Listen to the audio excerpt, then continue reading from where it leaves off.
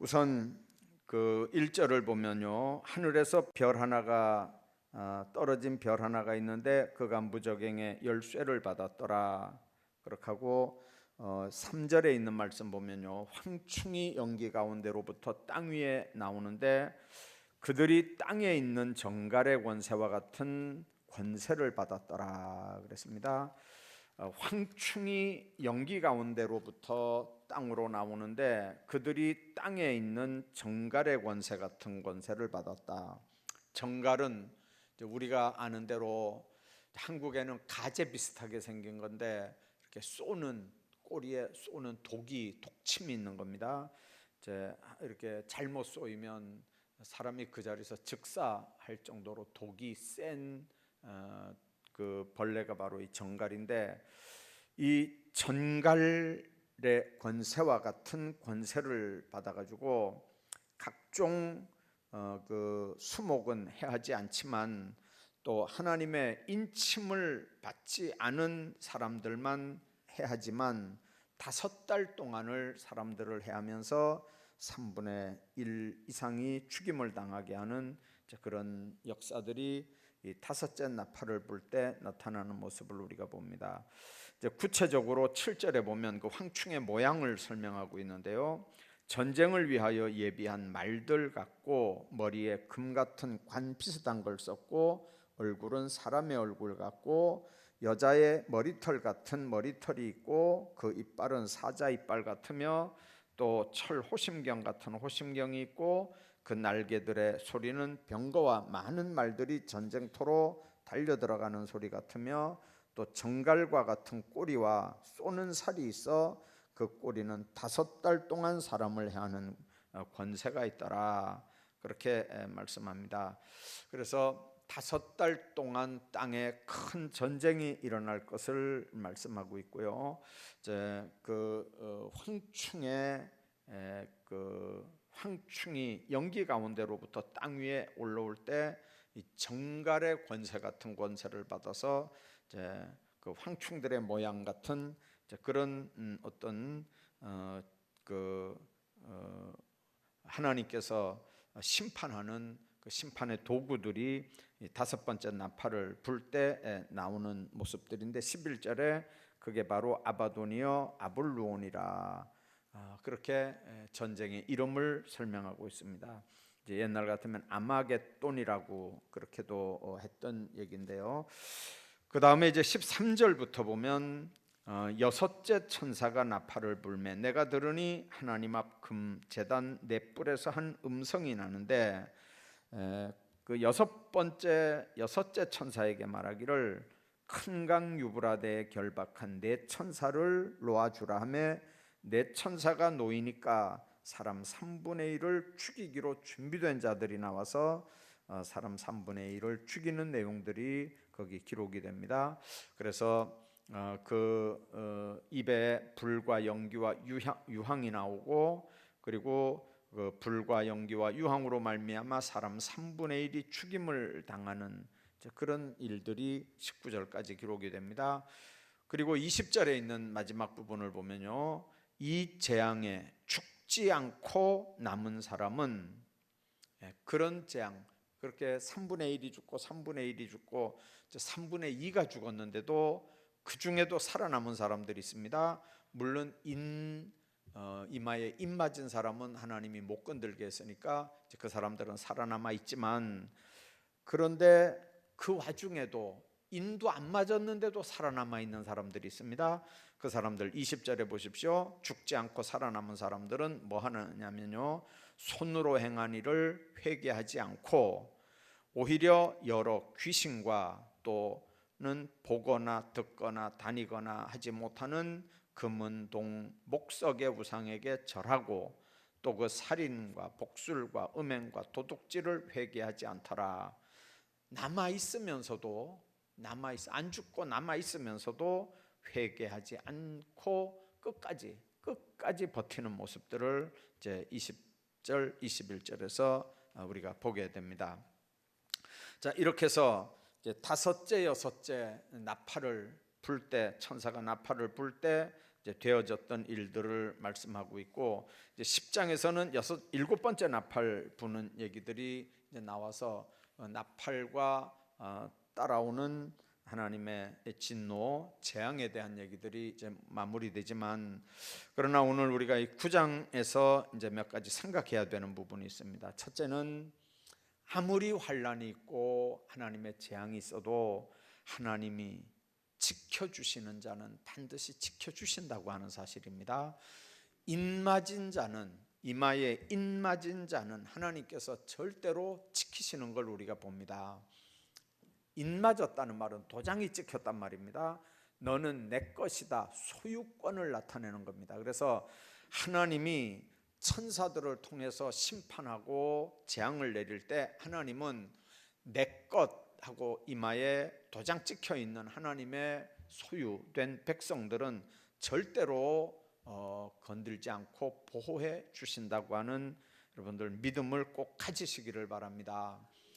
이제 그 간증집들을 이렇게 보면요, 이제 뭐 물론 목사님이 목회하다가 경험한 것도 거기에 올라와 있고, 또 성도들이 이렇게 이제 간증한 이야기들을 이렇게 수록해 놓은 이제 그런 얘기들도 있고, 이제 그 간증에 대한 얘기가 있는데,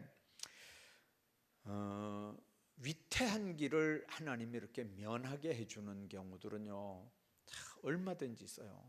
얼마든지. 예를 들면 이제 어떨 때는 이제 운전을 하고 가잖아요.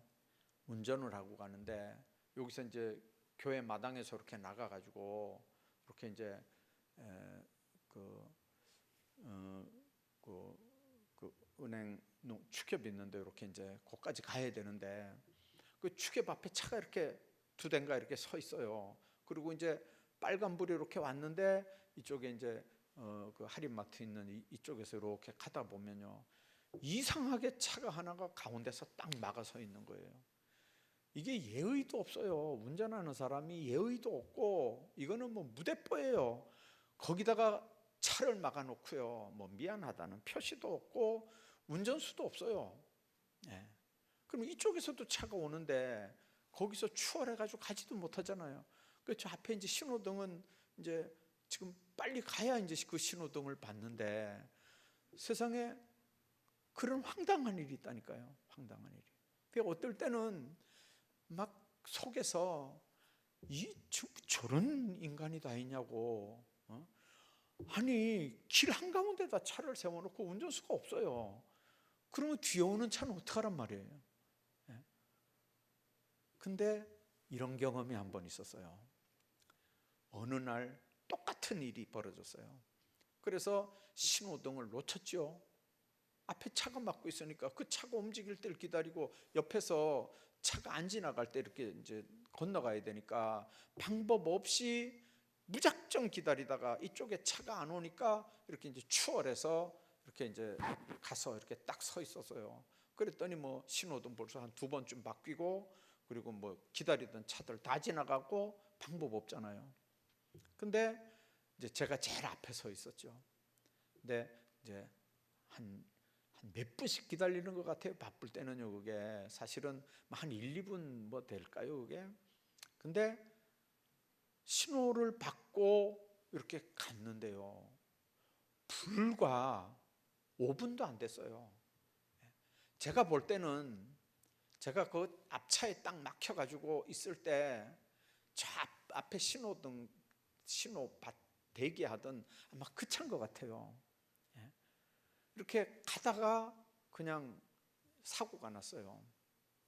근데 순간 제가 그걸 이렇게 보면서, 아직 경찰도 안 오고 뭐 아무도 안 온 상태인데 그냥 이렇게 딱 박아가지고 사고가 나가지고 있는데, 제가 그 순간 딱 무슨 생각이 났냐면요, 만일 내 앞에서 차를 가운데다가 그 무대뽀처럼 딱 막아놓고 운전수가 없어진 그 차 아니었으면 그 자리에 내가 갔을 수도 있다니까요. 그 자리에 내가 가 있었을 수도 있고, 거기서 내가 우회전해 가지고 가다가 내가 받쳤을 수도 있어요. 오는 차한테요. 여러분들 그런 생각을 하면요, 금방 무슨 생각이 드냐면요, 이 등신 같은 게 차를 앞에다 이렇게 막아놓고 이게 이 법도 없는 사람 같으니라고 이게 뭐 이런 인간이 다 있냐고 막 이래 했다가 한 5분 뒤에 그 상황을 딱 보더니 하나님이 막아주셨나 보다. 하나님이 막아주셨나 보다. 만일 그 차가 안 막아 있으면 내가 그냥 쑥 가가지고 내가 그 자리에 서 있다가 내가 신호받고 내가 제일 먼저 가다가 내가 오는 차한테 얼마든지 받칠 수도 있는 상황이었거든요. 그거 생각하면 조금 전에 불평하고 원망한 게 얼마나 미안한지 몰라요. 하나님은 우리를 지켜주시고 보호하시는 하나님인 걸 믿으시기 바랍니다. 옛날에 9.11 사태 때 미국의 쌍둥이 빌딩 무너졌잖아요. 그럴 때 저는 그 이스라엘에 있었고요.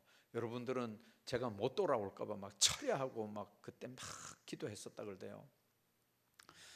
근데 나중에 이제 사건 다 해결된 다음에 보니까 거기 그 빌딩 안에 수많은 사람들이 죽었는데요. 나중에 안 죽고 살아나온 사람들이 간증한 얘기들이 많이 그때 나왔어요. 제가 기억하는 것 중에 이런 게 있어요. 거기서 근무하던 사람이에요. 거기서 근무하던 사람이니까 무너졌으면 꼼짝없이 거기서 죽는 거잖아요. 근데 어떤 사람이 밖에서 면회를 이제 그 건물에 들어와 가지고 어디 있냐고 좀 만나자고. 그러니까 어디라고 이제 올라오라고 그랬더니 이 사람이 시골에서 뭐 온 사람인지 못 찾아 올라오는 거예요. 그러니까 그저 이제 밖으로 할 수 없이 건물 밖으로 이렇게 나와서 그 사람을 만나야 되는 상황이었대요. 계속 거기 근무하던 사람이 그 사람이 와서 이 길 건너에 있으니까 좀 나와주면 안 되겠냐고. 시골에서 올라왔다고. 내가 그 안으로 못 찾아 들어간다고. 그러니까 좀 나와줄 수 없겠냐고. 하도 사정을 하니까 이 사람이 그 바쁜 와중에도 시골에서 올라왔다니까 방법이 없잖아요. 그래서 내려와 가지고 건물 밖으로 빠져나와서 그 사람 만나려고 그 길을 딱 건너서 만남의 장소로 딱 갔는데 시간적으로 말하면 3분도 안 된대요. 내려와서 건물 빠져나와 가지고 큰 길 건너서 이쪽으로 딱 옮겼는데 세상에 그냥 와르르 하고 무너지는 거예요. 여러분들, 그 사람이 살아난 다음에 무슨 생각을 했을까요? 무슨 고민을 했을까요? 시골에서 올라온 그 사람이 그냥 사람처럼 보였을까요? 하나님이 나를 거기서 끌어내기 위해서, 하나님이 나를 거기서 살려내기 위해서 하나님께서 그 촌사람을 여기까지 보내가지고 연락을 하게 해가지고, 생전에 평소에 연락도 안 하던 사람이 연락을 해가지고 나를 끌어내서 이 건물 밖으로 빠져나오게 해서 하나님이 날 살렸다. 그렇게 살아난 사람은요, 한둘도 아니더라고요. 보니까 살아난 사람들은요. 반대 경우도 있지만, 여러분들, 하나님이 보호하시면 얼마든지 하나님께서 하나님의 방법으로 보호하시고 인도해 주시는 줄로 믿습니다. 지진이 얼마나 무섭냐면요, 이제 설교 이렇게 준비할 때 이제 옛날에 일본에서 고베 지진 났을 때 있잖아요. 그때 사진들이 이렇게 막 나와요. 그때 고베 지진이 뭐 7.2인가 뭐 얼마였다는데, 완전히 그냥 엿가락처럼 이렇게 건물들이 뭐 고가도로 이런 것들이 막 엿가락처럼 막 이렇게 휘어지는 거예요. 순식간에 20초 만에 다 내려앉은 거예요. 고베 지진이 20초 만에 다 내려앉았대요. 그렇게 완벽하고 튼튼했던 고가도로도 엿가락처럼 다 이렇게 내려앉았고요. 풀더미가 돼가지고 마치 폭탄 세례 받은 것처럼 그렇게 무섭게 됐던 게 이제 지진 여파거든요. 하나님께서는 하나님의 방법으로 하나님의 백성들을 지켜주시는 줄로 믿습니다. 어떨 때? 이마에 너는 내 것이라고 도장받을 때.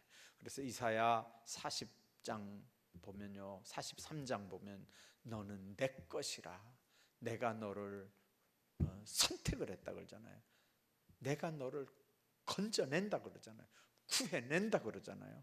하나님께서 하나님의 백성들을 축복할 때 너는 내 것이라고 불에서 건져내고 물에서 건져내고 강에서 건져내는 거예요.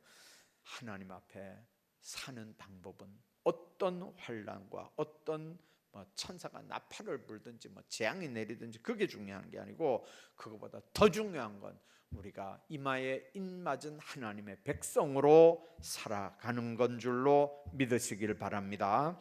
또 하나는, 그날이 오면, 하나님의 심판의 날이 오면 두려운 심판이 있다는 걸 미리미리 우리가 알고 신앙생활을 해야 돼요.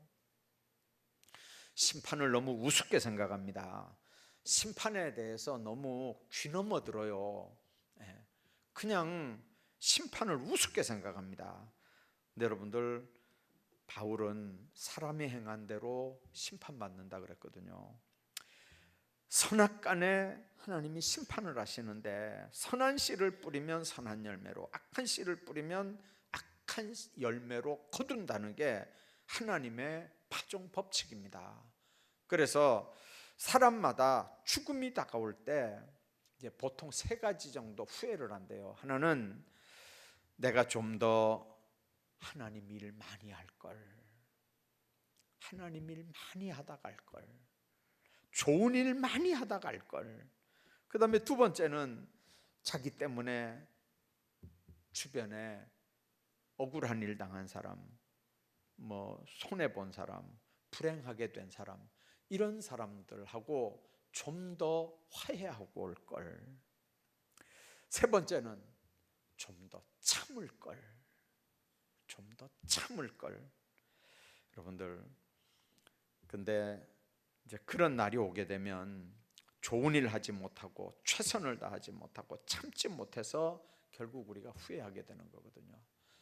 여러분들, 우리 하나님의 일, 좋은 일, 선한 일, 착한 일, 교회 일, 이렇게 얘기하는데, 여러분들, 하나님의 일이 뭘까요? 구체적으로 이게 교회가 하나님의 집이잖아요. 주님이 피로 값주시고 사신 주님의 몸된 교회, 그렇게 얘기하죠. 교회는 주님의 몸이에요. 그러니까 주님의 몸인 교회 안에서 하는 모든 일은 다 주님의 일입니다. 그런데 주님의 일은, 교회가 해야 되는 주님의 일은 뭘까요? 딱 하나입니다. 죽을 영혼 살리는 일입니다. 이거 말고는 다른 일 없어요. 교회는 교회의 무슨 일도 다 이것 때문에 교회도 존재하고 우리도 존재하고, 우리 먼저 예수 믿게 했고, 하나님의 교회 직분도 이것 때문에 필요한 거고, 교회 안에 되어지는 모든 일들이 다 이것 때문에 필요한 거예요. 죽어가는 영혼들 살려내는 일, 그게 하나님의 일인 줄로 믿습니다. 이게 하나님의 일이에요. 이게 하나님의 일. 그래서 교회에서는요, 가장 우선적인 일에 돈도 써야 되는, 헌금 들어온 것도 가장 우선적인데 어디 써야 되냐면 전도하는 일에 써야 돼요. 전도하는 일에. 가장 교회에서 제일 우선순위에 두고 해야 되는 일이 전도하는 일이에요. 전도하는 일. 개인들도 마찬가지예요. 교회에서 무슨 교회 일을 한다고 하는데, 교회 일을 예를 들면 교회 안에 모든 일들을, 그걸 왜 그 일이 필요한가 한번 생각 한번 해봐봐요. 교회에서 왜 찬양들 해야 되고, 교회에서 왜 밥을 해 먹어야 되고, 교회에서 왜 청소를 해야 되고, 교회에서 왜 신방을 해야 되고, 교회에서 하는 일들의 가장 제일 우선 해야 되는 일이 뭔지 한번 생각 한번 해봐봐요. 다 뭐 때문에 필요하냐면 죽을 영혼 살려내는 그 일 때문에 나머지 교회 일이 다 필요한 거예요. 근데 그 일하고 다른 일하고 이게 동시에 딱 나와서 선택해야 되는 것 같으면요, 언제든지 전도하는 일에 선택을 해야 돼요. 제가 아는 어떤 교회는요, 교인이 몇만 명이 모이는 교회예요. 그러니까 아마 교회에서 엄두를 못 내겠죠. 벌써 1000명만 넘어가면요, 교회에서 밥하는 게 못할 거예요. 1000명 밥을 어떻게 하겠어요? 근데 제가 아는 교회는 몇만 명이에요.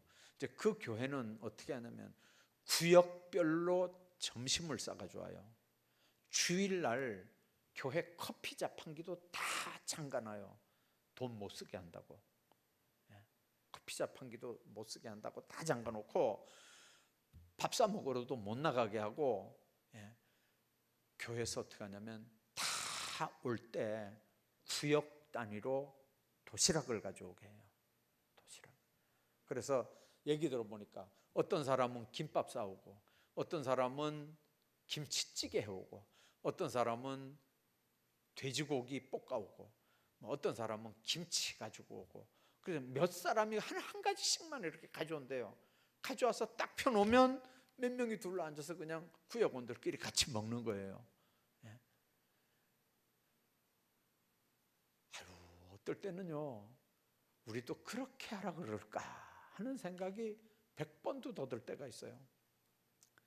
왜 그러냐면요, 예배드리다 자꾸 나가요. 예배드리다가 이 식사 당번들이 왜 그러냐면 예배 끝나면 바로 나가서 이제 밥 차려줘야 되니까, 그것 때문에 예배 중간에 자꾸 나가는 걸, 그런 거 보는 게 제일 싫어요. 제일 싫어. 여러분들, 하나님 앞에 그냥 주일 낮 예배 한 번 드리고, 어떤 사람은 일주일 내내 그 예배 한 번 드린 힘 가지고 일주일 내내 살다가 오잖아요. 그럼 눈이 노래가지고 온다니까, 영적으로요. 눈이 노래가지고. 어떤 사람은 오후 예배도 드리고 수요 예배도 드리고 새벽 예배도 드리고, 그러니까 시간 따라 공급을 받으니까 눈이 반짝반짝한데, 어떤 사람은 일주일에 한 번 예배 달랑 딱 드리고 그 다음 주일날 이렇게 온 거 보면요, 눈이 노래요. 보면요, 무슨 재간으로 세상을 살겠어요? 무슨 힘으로? 그런데다가 교회 일한다고 또 지치고 여러분들, 우리가 교회 일 하지 말란 말이 아니에요. 교회 일 하지 말란 말이 아니고 뭐 때문에 교회 일을 하는지를 우리가 생각하고 하라고 말이에요. 교회가 해야 되는 가장 중요한 일이 뭐냐면 영혼 살려내는 일들이에요. 모든 교회에 밥 먹고 힘내서 뭐 하자고요? 밥 먹고 힘내서 뭐 하자고? 전도하자고. 알기는 면장보다 더 잘 알아요. 밥 먹고 힘내서 전도하자고. 그래서 밥 먹으라 그러는 거예요. 그것 때문에 밥 준비하는 거잖아요. 그러니까 밥 준비하지 말란 말이 아니에요. 우리 같은 식구에 밥 준비하면 얼마나 가족적인 분위기로, 수고하는 분들 힘들지만 먹는 사람들은 좋잖아요. 그러니까 우리가 생각해야 되는, 그렇게 정성스럽게 준비하는데 먹고 힘 얻어서 어떻게 해야 돼요? 전도해야 된다니까요. 전도해야 돼요. 하나님 앞에 예배드리는 일에 성공을 하고 하나님 앞에 전도하고, 그저 일주일 내내 누구 전도할까 기도하고, 여러분들 그렇게 해서 일주일 살아가는 거예요. 정신없이 살다가 주일날 정신없이 와가지고 앉아가지고 너무 피곤하니까 그저 목사님 맞죠? 목사님이 뭐 틀린 얘기 하겠습니까? 막 앉자마자 꾸벅꾸벅 하다가 이제 설교 딱 끝나면 용케 눈 딱 뜨는 사람들도 있어요. 너무 피곤하니까 방법이 없어요. 그러면 여러분들, 영적으로 그렇게 힘들어가지고 어떻게 살겠어요? 한번 생각 한번 해봐봐요. 정말 일을 해도 지혜롭게 우리가 해야 되고요. 하나님께서 우리 삶을 지켜주시고 때가 되면 반드시 생명 주신 거에 대한, 달란트 주신 거에 대한, 건강 주신 거에 대한, 물질 주신 거에 대한 계산을 하나님이 반드시 해야 되는 때가 오는 걸 여러분들 믿으시기 바랍니다. 뿐만 아니라 하나님 앞에 빨리 돌아와야 한다고 하는 사실을 우리가 기억해야 합니다. 지금 9장 마지막까지 했던 얘기는 뭐냐면 3분의 2가 죽었는데도 살아남은 사람이 두 종류예요. 한 종류는 이마에 입맞은 하나님의 백성들, 그리고 아직도 그 살아남은 사람들 가운데 우상 숭배하는 사람들이 아직도 거기 살아남아 있는 거예요. 그래서 살아남은 사람들은 손으로 행한 일 회개하지 않고 오히려 귀신과 또 금은 동 목석 또 우상에게 절하고, 뿐만 아니라 살인, 복술, 음행, 도둑질 회개하지 않고, 이런 사람들도 아직까지 살아남아 있는 거예요. 그러면 또 한 번 심판이 있다는 얘기잖아요. 또 한 번 심판이 있어요. 근데 이 사람들을 여러분들 한번 보세요. 왜 하나님께서 3분의 2나 죽이면서 이런 사람들을 왜 살려놓겠어요? 이마에 입 맞은 사람은 하나님의 백성이니까 살려놓는다 그러지만, 이렇게 우상 숭배하는 이 못된 짓 하고도 회개 안 하는 이 사람들을 왜 살려놓겠어요? 하나님의 뜻이 뭘까요? 돌아오라는 거죠. 돌아오라. 그게 하나님의 사랑이에요. 회개하지 않으면 하나님께서 징계한다고 주의 종들을 통해서 으름장을 놓지만, 그건 하나님의 심판의 메시지는 진짜 심판하겠다는 것보다 돌아오라는 하나님의 사랑의 소리거든요. 돌아오면 사는데 돌아오지 않으니까 죽는 거거든요. 하나님의 백성들이 기억해야 되는 게 바로 이 부분입니다. 성경에 어떤 잘못을 범했을지라도 빨리 돌아서기만 하면 환난의 날이 와도 하나님은 우리에게 얼마든지 피할 길을 열어주시고 감당할 길을 열어주시는 거예요. 가룟 유다 은 38구 받고 예수님 팔았습니다. 여러분들, 멀리 떨어져서 저 사람이 예수님이다, 선생이다 이렇게 하면 될 거를 가룟 유다는 가까이 예수님한테 가가지고 키스를 했어요. 그게 로마 병정들하고 짠 일이었어요. 내가 키스하는 그 사람이 예수님이다, 그러니까 그 사람 잡아라. 가룟 유다가 로마 병정들하고 짜고 그랬어요. 자, 그래서 은 30을 벌었죠. 그리고 여러분들, 은 30 받고 가룟 유다가 부자가 됐나요? 그 은 30이 자기 손에 딱 들어오는 순간에 자기가 무슨 짓 한 걸 이제 깨닫는 거예요. 그 돈을, 그걸 어떻게 하겠어요? 그 돈을 어떻게 하겠어요? 어떻게 했다 그랬죠? 하나님의 성전고에다 갖다, 헌금통에 갖다 집어넣었단 말이에요. 자, 그러면 그 돈 가지고 그러면 하나님의 교회에서 그거 가지고 잘 썼을까요? 이건 불의한 핏값이다 이래가지고 성전고에 넣어두는 게 마땅하지 않다 이래가지고 아겔다마 피밭을 샀다 그랬잖아요. 그러니까 가룟 유다는 예수님만 팔아먹은 거예요. 돈 쓰지도 못하고 그 돈 때문에 오히려 가책이 돼가지고 나가서 목매달아 자살을 하는 그런 모습들을 우리가 봅니다. 여러분들, 우리가 신앙생활을 할 때 꼭 기억해야 되는 게 바로 이겁니다. 마음에 평강이 없다, 마음의 평강이 없어졌다, 그러면 이미 심판은 시작이 된 거예요. 마음에 심령의 평강이 없다. 자, 그래서 그 깨달음이 있을 때는 성령께서 권면하는 거거든요. 그럼 빨리 돌아오는 게 가장 좋은 방법이에요. 안 두들겨 맞고 회개하고 돌아오는 게 얼마나 지혜로운 방법이겠어요. 베드로 같은 사람 보십시오. 예수님을 저주하면서도 부인했어요. 새벽 딱이 울 때 예수님 말씀이 생각나서 얼마나 괴로워했습니까? 여러분들, 닭 우는 소리하고 심히 우는 거하고 무슨 관계가 있습니까? 닭 울음소리에 양심이 먼저 심판을 받는 거예요. 탕자 얘기 여러분들 아시잖아요. 재산 풍기 받아가지고 아버지 집 떠나서 그냥 멀리 떨어져 있었는데 거지가 된 다음에 이제 정신 차리고 아버지 집으로 가자. 아버지 집에는 먹을 게 풍성한 품꾼이 얼마나 많은데 내가 왜 여기서 돼지가 먹는 쥐엄 열매도 못 먹고 이렇게 비참하게 되느냐. 여러분들, 쥐엄 열매 아시나요? 보셨나요? 7월 며칠 날 그 성경 무슨 그 식물, 성경에 나오는 식물들 그거 이렇게 가면 아마 쥐엄 열매 뭐 그런 거 있을 것 같아요. 아무튼 우리가 생각해야 되는 부분은 하나님 앞에 회개하고 돌아오면 하나님은 탕자 비유에서처럼 맨발로 뛰어나와서 우리를 맞아주시는 거예요. 그리고 그 거지옷 벗기고 목욕을 시키고 반지를 다시 끼워주고 그리고 송아지를 잡아서 잔치를 하면서 잃었던 아들 찾았다고 그러면서 잔치를 벌이는 게 그게 아들 찾은 아버지 심정이거든요. 범죄 안 하고 살 수 있는 사람이 있을까요? 누구든지 다 범죄합니다. 범죄했다는 말은 하나님과 관계가 이미 가로막혀 있다는 얘기예요. 범죄했다는 말은 이미 마귀에게 접수가 됐단 말이에요. 그러면 하나님하고 관계는 이미 불통이에요. 그러면 마귀가 생각 집어넣어 주는 대로, 마귀가 시키는 대로 행동도 하고 말도 하고 생각도 하고 그러는 거예요.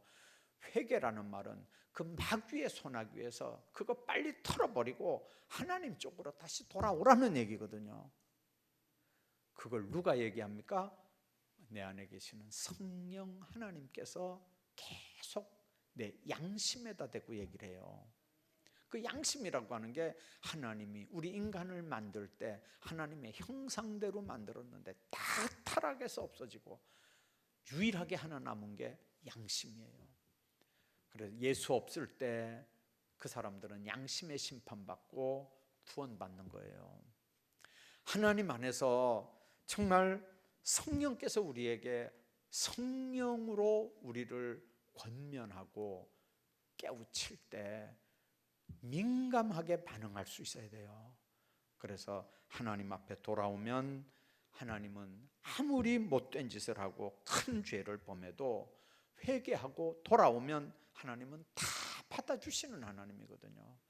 그래서 늘 얘기하잖아요. 범죄해서 망하는 게 아니라고요. 회개하지 않아서 망하는 거라고요. 우리는 온전한 사람은 없어요. 다 죄인이에요. 근데 자기는 죄인이 아니라고 큰 소리치는 하나님 앞에 자기는 의인이라고 하는 하나님 앞에 죄인도 있고요. 나는 죽을 수밖에 없는 죄인입니다 하고 스스로 죄인이라고 고백하는 하나님 앞에 의롭다고 인정받는 의인이 있어요.